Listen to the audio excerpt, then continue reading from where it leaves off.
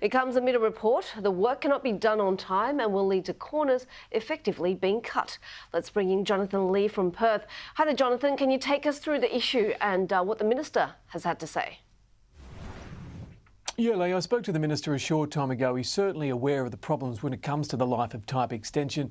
It's something all agree is going to be an extremely difficult and expensive task.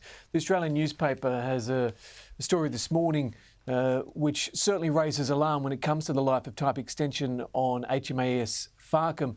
It's the first to undergo the LOT, as it's called.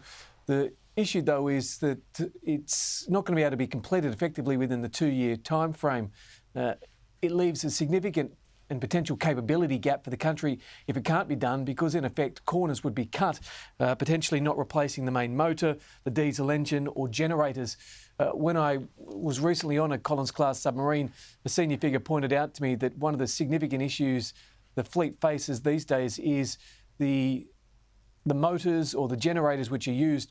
You can't simply buy replacement parts. They have to be made. It means you end up with the submarine being out of the water for longer than expected, which of course then creates significant issues for the nation. This is what the Minister had to say to me when I spoke to him. There is a challenge, to be frank, in relation to making sure that we are able to properly extend the life of Collins. It's a challenge that I think we can meet.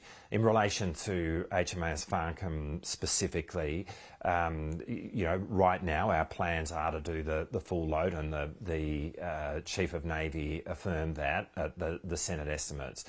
But we will need to be smart in terms of the way in which we engage in the life of type extension of the entire class of submarines. We're going to need to do that in a way which balances putting technology on these submarines with making sure that we have the availability of them. And Jonathan, yesterday you were given a tour of the USS Minnesota. What did you learn? Incredibly fortunate. I hope to bring a larger story to our audience. It's certainly worth having a look at. It's rarer than hen's teeth when you get the opportunity to go on board a nuclear attack submarine, and not just one at port when it's actually in the open sea. It's a little bit like walking on land. The stability in the ocean is quite remarkable, but I suppose you get that when it's 115 metres long, which makes it longer than a football field, and roughly 130-odd crew. The point the commander was keen to point out to us, and we will show a little bit later when we bring up the full story, is that the nuclear submarine offers a real pause for thought moment. It's certainly one our government is keen to get its hands on.